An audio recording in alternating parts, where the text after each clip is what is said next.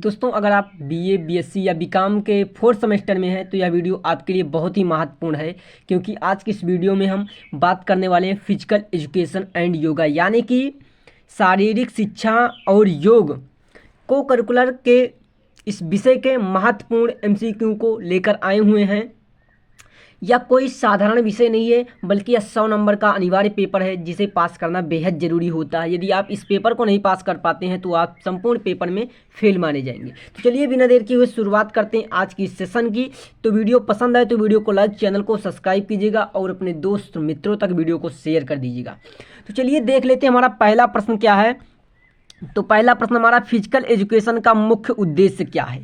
शारीरिक फिटनेस को बढ़ावा देना, मानसिक विकास को बढ़ावा देना, शैक्षिक प्रदर्शन में सुधार करना, खेलों के नियमों को सिखाना।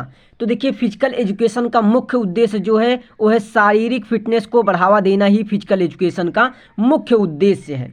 ठीक, चलिए अगला प्रश्न देखते हैं।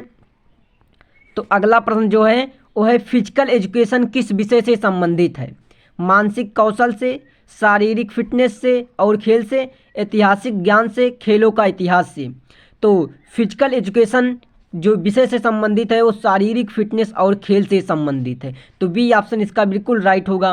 तो चलिए अब अगला प्रश्न देखें। तो अगला प्रश्न जो है, फिजिकल एजुकेशन क्या है? फिजिकल एजुकेशन का मुख्य उद्देश्य क्या है? फिजिकल एजुकेशन का मुख्य उद्देश्य क्या है? शैक्षिक उत्कृष्टता, शारीरिक फिटनेस और कल्याण, दुनिया के भूगोल का ज्ञान, शारीरिक गतिविधियों का इतिहास। तो इसका सही आंसर जो होगा बी ऑप्शन, शारीरिक फिटनेस और कल्याण जो है फिजिकल एजुकेशन का मुख्य उद्देश्य है। चलिए अगला प्रश्न देखेंगे। तो अगला प्रश्न हमारा है, American association of for health, physical education और रिक्रिएशन द्वारा फिजिकल एजुकेशन की परिभाषा में क्या प्रमुख है? शारीरिक फिटनेस, व्यक्तिगत विकास और फिटनेस, प्रतिस्पर्धात्मक खेल, स्वास्थ्य देखभाल। तो इसका सही आंसर जो है व्यक्तिगत विकास और फिटनेस, इसका सही आंसर होगा बी ऑप्शन। चलिए अगला प्रश्न देखते हैं। तो अगला प्रश्न हमारा, स्कूलों में फिजिकल एजुकेशन का उद्देश्य क्या है? स्कूलों में फिजिकल एजुकेशन का उद्देश्य क्या है? पेशेवर एथलीटों का निर्माण करना, व्यक्तित्व का संपूर्ण विकास करना, केवल फिटनेस विकसित करना, के खेलों का इतिहास सिखाना। तो स्कूलों में फिजिकल एजुकेशन का जो उद्देश्य है व्यक्तिगत का संपूर्ण विकास करना, व्यक्तित्व का संपूर्ण विकास करना, बी ऑप्शन बिल्कुल राइट है। अगला प्रश्न देखेंगे। तो अगला प्रश्न हमारा है, फिजिकल एजुकेशन के बारे में निम्नलिखित में से कौन सी भ्रांति है? कौन सी भ्रांति है?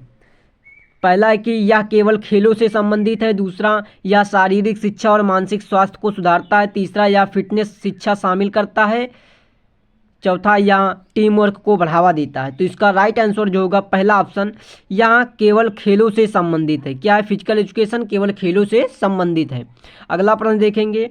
अगला प्रश्न जो है वो है कि फिजिकल एजुकेशन केवल खेलों के बारे में नहीं है, इसका उद्देश्य क्या है? शैक्षिक विषय सिखाना, शारीरिक फिटनेस में सुधार करना, शारीरिक फिटनेस का इतिहास जानना, केवल प्रतिस्पर्धा पर ध्यान केंद्रित करना। तो इसका सही आंसर जो है बी ऑप्शन, शारीरिक फिटनेस में सुधार करना, इसका बिल्कुल राइट आंसर है। ठीक, अगला प्रश्न देखेंगे। अगला प्रश्न हमारा है कि फिजिकल एजुकेशन के बारे में एक सामान्य भ्रांति है, यह है कि यह केवल शारीरिक फिटनेस को प्रभावित करता है, मोटर कौशल को विकसित करने में मदद करता है, एकाग्रता को बढ़ाता है, केवल बच्चों और युवाओं के लिए है। तो इसका राइट आंसर जो होगा केवल बच्चों और युवाओं के लिए है। क्या है? केवल बच्चों और युवाओं के लिए है। चलिए अगला प्रश्न देखेंगे। तो अगला प्रश्न जो है वो अगला प्रश्न है, निम्नलिखित में से कौन सा कथन फिजिकल एजुकेशन के बारे में सही नहीं है? या केवल एथलीटों के लिए है, या समन्वय को बढ़ाने में मदद करता है, या मानसिक स्वास्थ्य लाभ प्रदान करता है, या जीवन कौशल को सुधारता है। तो इसका सही आंसर है यह केवल एथलीटों के लिए है। क्या है? यह केवल एथलीटों के लिए है, ए ऑप्शन बिल्कुल राइट है। चलिए अगला प्रश्न देखते हैं। अगला प्रश्न जो हमारा है 10वां क्वेश्चन है कि आधुनिक समाज में फिजिकल एजुकेशन का क्या महत्व क्यों है? या मानसिक स्वास्थ्य को बढ़ावा देता है, या शारीरिक स्वास्थ्य को बनाए रखता है, या एकाग्रता में मदद करता है, ये सभी। तो इसका राइट आंसर हो जाएगा उपयुक्त सभी, ये सभी बिल्कुल राइट हैं। ठीक, चलिए अगला प्रश्न देखेंगे।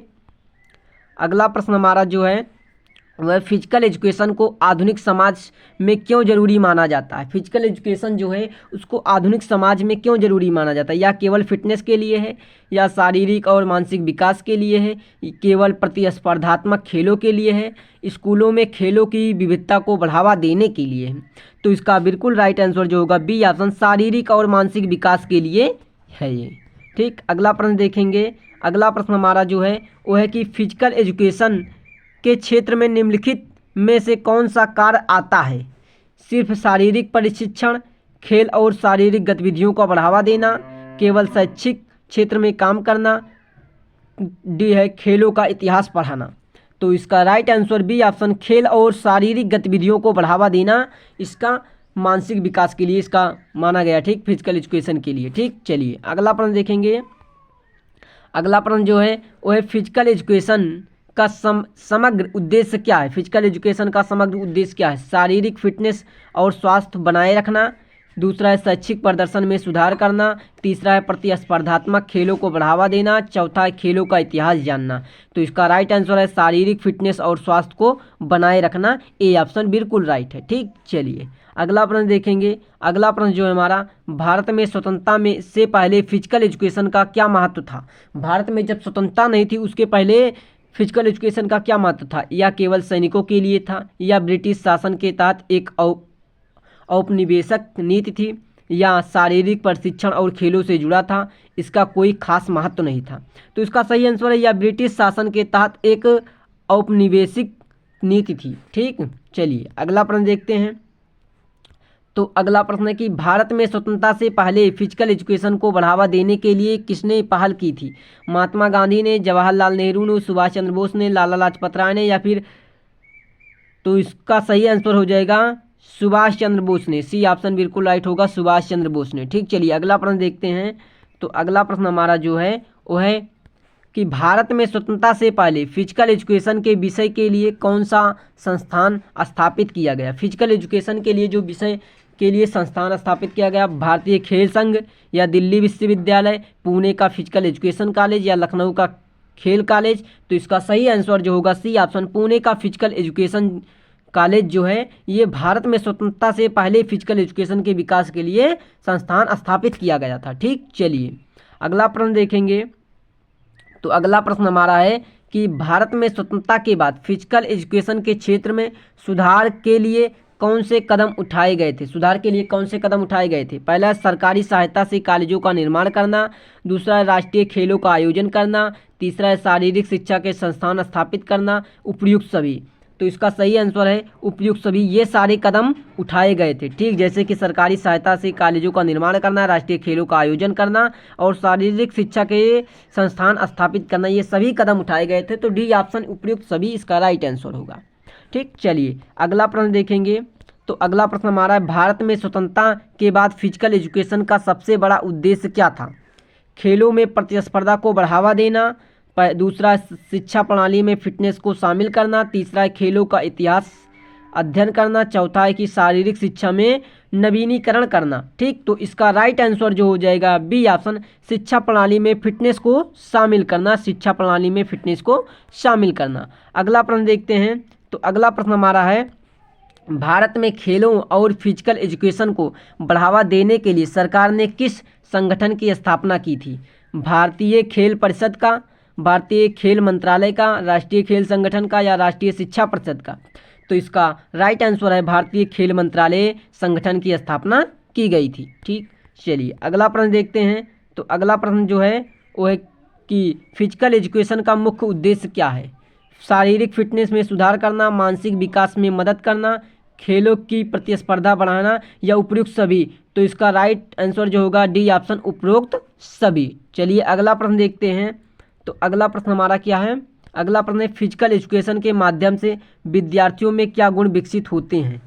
पहला है कि आत्मविश्वास और टीम वर्क, दूसरा है शारीरिक ताकत और सहन शक्ति, तीसरा है मानसिक विकास और तर्क शक्ति, चौथा है उपरोक्त सभी।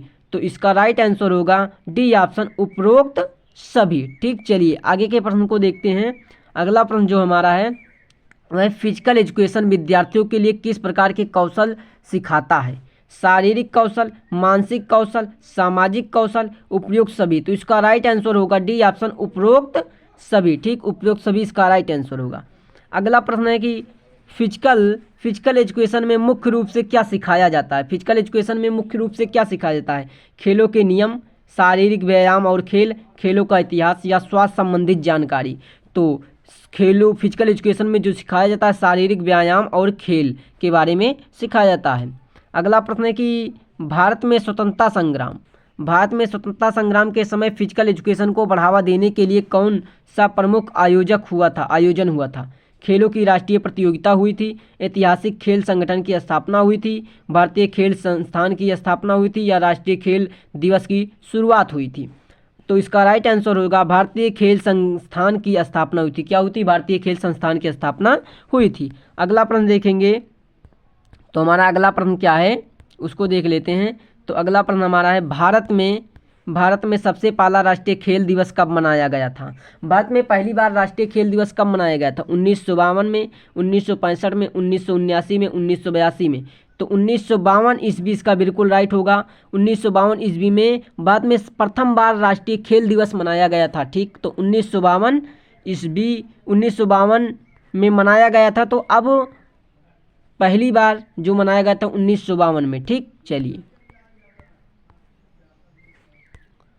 अगला प्रश्न है, भारत में कौन सा राज्य पहली बार फिजिकल एजुकेशन के लिए विद्यालयों में कोर्स पेश करने वाला था? भारत में पहली बार कौन सा राज्य था जो फिजिकल एजुकेशन के लिए विद्यालयों में कोर्स लाने वाला था? उत्तर प्रदेश, पंजाब, महाराष्ट्र, तमिलनाडु। तो इसका राइट आंसर होगा पंजाब जो था सबसे पहली बार फिजिकल एजुकेशन को विद्यालयों में कोर्स के रूप में लाने वाला था। ठीक, चलिए अगला प्रश्न देखते हैं। अगला प्रश्न जो है हमारा है कि भारत में सबसे पहली बार फिजिकल एजुकेशन के लिए सरकार ने कब बजट आवंटित किया था? सरकार ने आखिर बजट कब दिया था फिजिकल एजुकेशन के लिए पहली बार? तो 1947, 1951, 1960, 1970।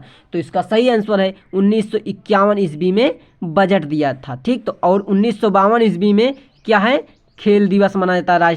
ठीक, खेल दिवस 1952 पहली बार मनाया गया था और 51 में बजट पेश हुआ था। ठीक, चलिए अगला प्रश्न है कि फिजिकल एजुकेशन का शारीरिक स्वास्थ्य पर क्या प्रभाव पड़ता है? या शरीर को मजबूत बनाता है, या जीवन के हर पहलुओं को सुधारता है, या मानसिक तनाव को कम करता है, उपरोक्त सभी।